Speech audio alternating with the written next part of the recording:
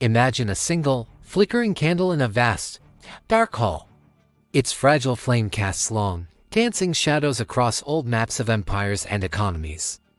Now, picture that flame as oil, gas, and electricity, the very lifeblood of our modern world.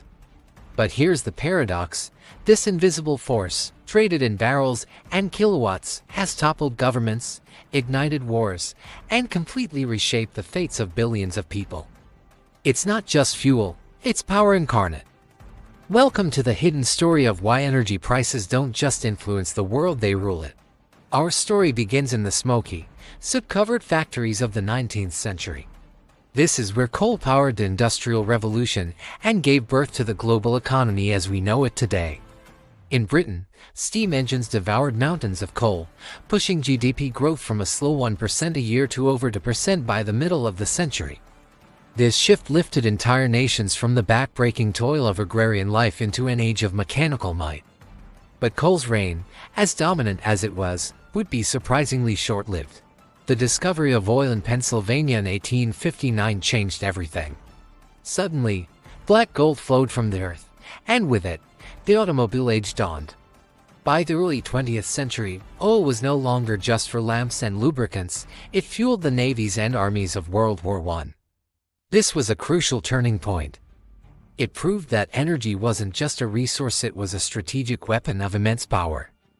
Nations scrambled for control, drawing new lines in the sands of the Middle East, where unimaginably vast reserves lay buried.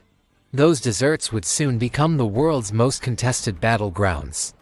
As the world slowly rebuilt itself after the devastation of World War II, oil's grip on the global economy tightened. The post-war boom was an era of unprecedented growth, and it was thirsty for energy. Global energy consumption tripled between 1950 and 1970, with oil accounting for nearly half of it. The economic miracles we saw in Europe and Japan were built on a foundation of cheap, abundant oil imported from OPEC nations. OPEC itself was formed in 1960, a move by producing countries to counter the dominance of Western oil companies. For a time, it seemed this system brought stability. But that stability was a complete illusion. In October 1973, the Yom Kippur War erupted. In response, Arab members of OPEC declared an embargo, cutting off oil exports to the United States and its allies. The impact was immediate and catastrophic. Prices didn't just rise, they quadrupled overnight, jumping from $3 a barrel to $12. Factories ground to a halt. Gas lines snaked for miles down city streets. Inflation soared. The U.S. economy, the world's largest, contracted by 0.5% in 1974, and unemployment shot up to 9%. This wasn't just an economic hiccup, it was a shocking revelation of just how vulnerable the modern world had become. Energy prices had exposed the fragility of our interconnected global systems, shifting massive amounts of wealth from consuming nations to producers and igniting recessions that rippled across continents. And the shocks didn't stop there. In 1979, the Iranian Revolution threw the markets into chaos again, disrupting supplies and sending prices soaring to $39 a barrel. That's the equivalent of over $150 today. Global growth stalled once more. The world economy actually shrank by 2% in real terms for countries that relied on imported oil. Then came the 1990 Gulf War. When Iraq invaded Kuwait, prices spiked to $40 a barrel, contributing directly to a U.S. recession where GDP fell by 1.4%. Each of these crises underscored a brutal truth: energy disruptions don't discriminate. They cascade through our supply chains, inflating the cost of everything from the food on our plates to the clothes on our backs. By the early 2000s, a new chapter began. As industrial giants like China and India rose, their demand for energy surged. In 2008, oil hit an all-time high of $147 per barrel. This price shock exacerbated the global financial crisis that was already underway, shaving a full 2% off global GDP. These turning points weren't isolated incidents. They wove a clear pattern of geopolitical chess, a high-stakes game where control of energy equated to control of destiny. Beneath these dramatic historical events lies the quiet machinery of influence. Think of energy prices as a global thermostat, regulating the health of the entire world economy through the simple dynamics of supply and demand. When prices rise, as they did by a staggering 50% in 2022 after Russia's invasion of Ukraine, inflation is sure to follow. In that year, it hit 8.8% globally. Higher costs for transport and production squeeze household budgets, which reduces consumer spending and slows down economic growth. The International Monetary Fund estimates that for every 10% increase in oil prices, there's a 0.2% drag on world GDP in the following year. But it's not just about economics, it's about pure power. The OPEC nations, which together control about 40% of the world's oil, can wield prices as a powerful form of leverage. We saw this in 2014, when Saudi Arabia deliberately flooded the market with cheap oil. Prices crashed to $30 a barrel, a move designed to bankrupt its new competitors in the American shale industry. Conversely, very low prices, like the $20 barrel we saw in 2020 during the pandemic, can help stimulate economic recovery. But they devastate the economies of producer nations, leading to social and political unrest in places like Venezuela and Nigeria. It's a zero-sum game that breeds fragile alliances and bitter rivalries. Energy pipelines become lifelines in peacetime and strategic choke points in times of conflict, from the South China Sea to the frozen Arctic. And that brings us to today, as we stand in 2025. Energy's dominion over our world evolves, but it certainly endures. Global energy demand grew by 2.2% last year, outpacing the decade's average, and it's being driven by the fast-growing economies in Asia. Now, electricity, not just oil, is a primary engine of growth. Demand is projected to rise another 3.3% this year, thanks to power-hungry data centers and the global push for electrification. Yet, fossil fuels still supply a massive 80% of our needs, and prices remain as volatile as ever. Oil is averaging around $80 per barrel, its price swaying with every new tension in the Middle East and every shift in U.S. shale output. Meanwhile, the transition to renewables is accelerating. Last year, investments hit $3.3 trillion, with two-thirds of that going into clean energy. The costs of solar and wind power have plummeted an incredible 85% since 2010, offering a promise of energy independence. But this transition creates its own challenges. The race for critical minerals needed for batteries and turbines is sparking new geopolitical scrambles, this time in Africa and Latin America. And we can't forget the human cost of dependency. Europe's 2022 energy crisis, which saw gas prices triple, forced industrial shutdowns and cost the continent an estimated $1 trillion in economic losses. But behind that number were real families, forced to choose between heating their homes and putting food on the table.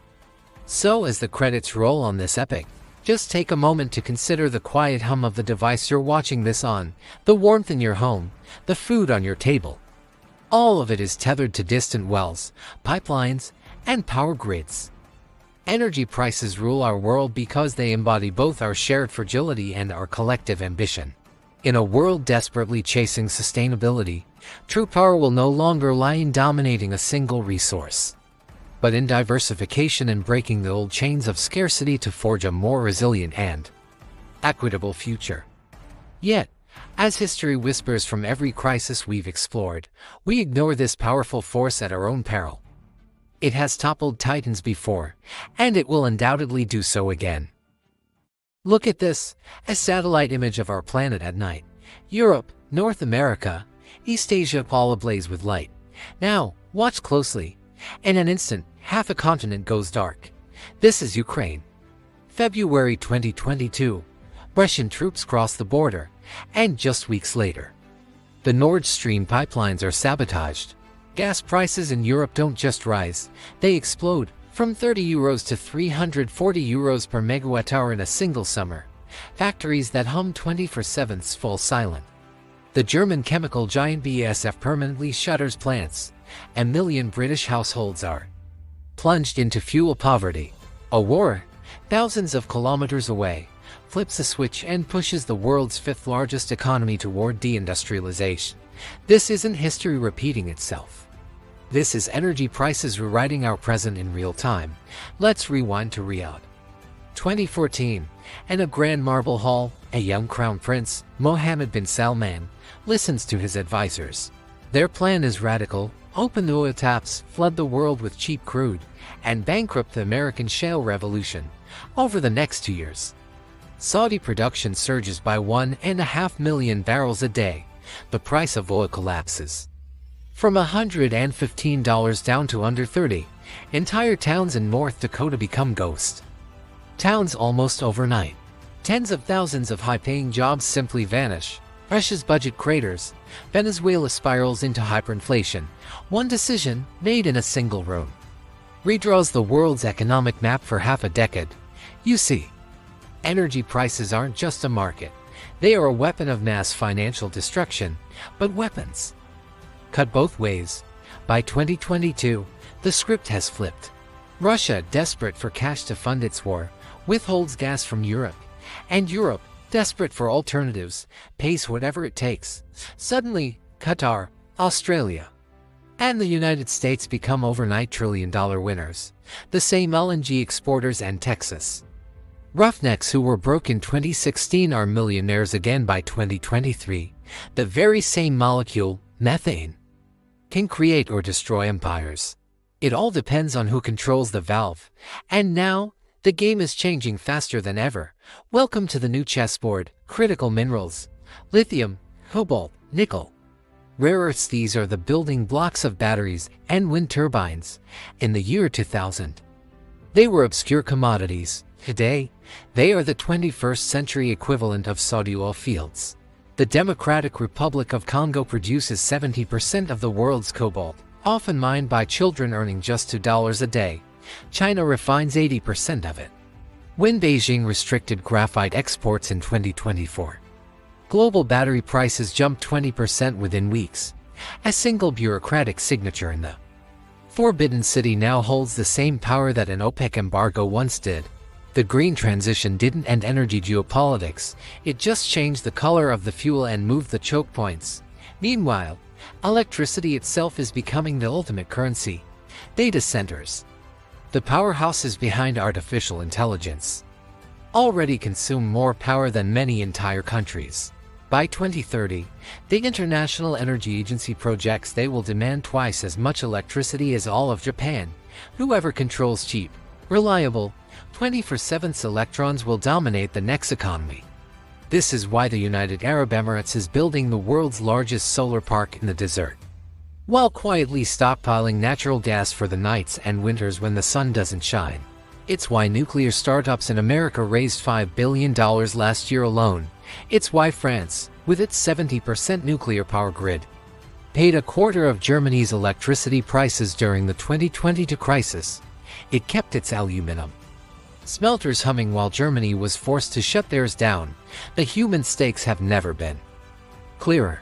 In Pakistan, floods destroyed crops in 2022. Then, skyrocketing LNG prices made fertilizer unaffordable, triggering food riots. In Sri Lanka, the government spent its last dollars on fuel instead of debt payments, and the entire state collapsed. Energy poverty now kills more people every year than war. 4.3 million die from indoor air pollution alone, almost all in countries that cannot afford clean alternatives. The price flashing on a Bloomberg terminal in London decides whether a mother in Lagos cooks with firewood or gas, whether her children breathe smoke or clean air. Yet there is a deeper, more unsettling truth. Every empire in history, Rome, Spain, Britain, rose on the back of a superior energy system and fell when it lost control of it. Coal gave Britain its 19th century dominance. I gave America the 20th. The question hanging over the 21st century is simple but terrifying. Which nation, or group of nations, will master the next energy regime? Will it be China, with its stranglehold on solar panels, batteries, and rare earths? Will it be the United States, with its unmatched natural gas reserves and innovative nuclear startups? Or will no one win? Will we fracture into competing energy blocks, each with its own grids, its own currencies, its own desperate citizens? The flame still flickers, only now it's lithium, uranium, and electrons dancing in the dark. The paradox remains the same. The cheapest commodity on Earth is also the most expensive. Because energy is never just energy. It is sovereignty. It is survival. It is the silent heartbeat. Beneath every headline, every revolution, every dream of a better life. And whoever controls that heartbeat, controls the world. Remember this image, a frozen wind turbine in Texas, 2021. But let's pull back, higher and higher, until the whole of North America glitters below like a massive circuit board. Now, watch closely. In a single heartbeat, half the lights go out. It's a chilling reminder, no empire, no matter how bright, is ever more than one bad decision away from darkness. Electricity is merciless. You can't beg for it, you can't borrow it, and you can't really store it in any meaningful quantity. It has to be born and killed in the exact same instant. This brutal fact has turned our modern grid into the largest, most fragile machine humanity has ever built. We're talking $50 trillion of copper, silicon, and hope, all trying to guess the wind speed over Denmark at 3 a.m. 6 months from now, one wrong guess, one unexpected storm, one line of malicious code, and entire nations can vanish from the satellite view. We've already seen the previews. During the winter of 2022 to 2023, sophisticated digital disruptions plunged huge parts of Europe into rolling blackouts. Hospitals were forced to burn diesel. Trains stalled on their tracks. Major cities got a terrifying lesson in what life was like before. Edison. They only recovered because a handful of engineers had been secretly preparing for this scenario for years. But most of the world is still pretending it won't happen to them. And yet, the demand for electricity is skyrocketing. Think about it, electric cars, heat pumps, massive server farms training the next generation of AI. By 2035, we'll need 80% more electricity than we use today. That's more growth in just 15 years than we've seen in the previous 50. The problem, new transmission lines take a decade to get permitted. Batteries last 4 hours. Not the months we'd need. And the wind, well, it doesn't blow on command.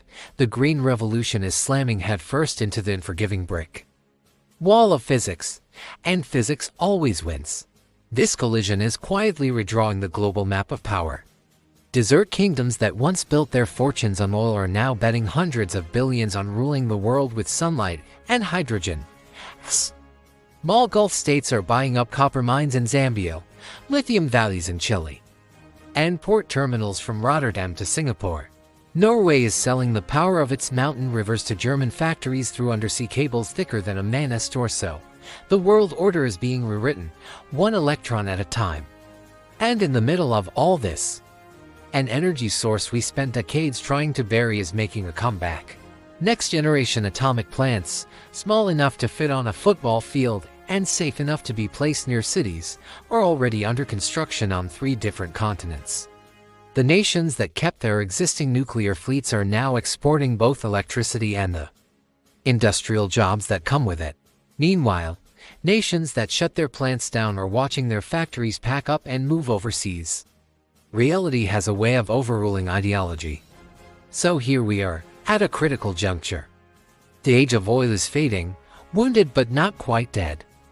The age of electricity has begun, and it's raw, chaotic, and unforgiving. And the price of energy, the eternal price, still sits on the throne. When energy is abundant, affordable, and always on, children grow up believing the future will be brighter than the past. But when energy becomes scarce, expensive, or unreliable, that belief is the first thing to die. And everything else follows. Every superpower in history rose on a new form of energy and fell when it lost control of the next one. Wood gave way to coal. Coal gave way to oil. And now, oil is giving way to electrons. The pattern seems unbreakable, but we can choose to break it, for the first time in history. We actually know how to build an energy system that is simultaneously cheap, clean, and resilient enough to last for 1,000 years. We have solar panels that cost 90% less than they did a decade ago. We have atomic reactors that can literally eat nuclear waste for fuel. We have grids that can heal themselves in milliseconds. We possess every single piece of the puzzle. The only question left is whether we have the collective will to put those pieces together before the next storm, the next disruption, the next winter decides for us. Energy prices don't just rule the world. They are the world. Everything else, money, borders, ideas, even our dreams, is just what we do with the fire while it still burns. So, we must guard the flame. We must improve the flame. We must share the flame. Because when the lights go out, titles, treaties, and fortunes mean absolutely nothing. Only the fire matters. And whoever keeps it burning brightest will be the one to write the next chapter of human history. Thanks for watching. If this made you think, consider subscribing for more deep dives into the forces shaping our world. Stay curious.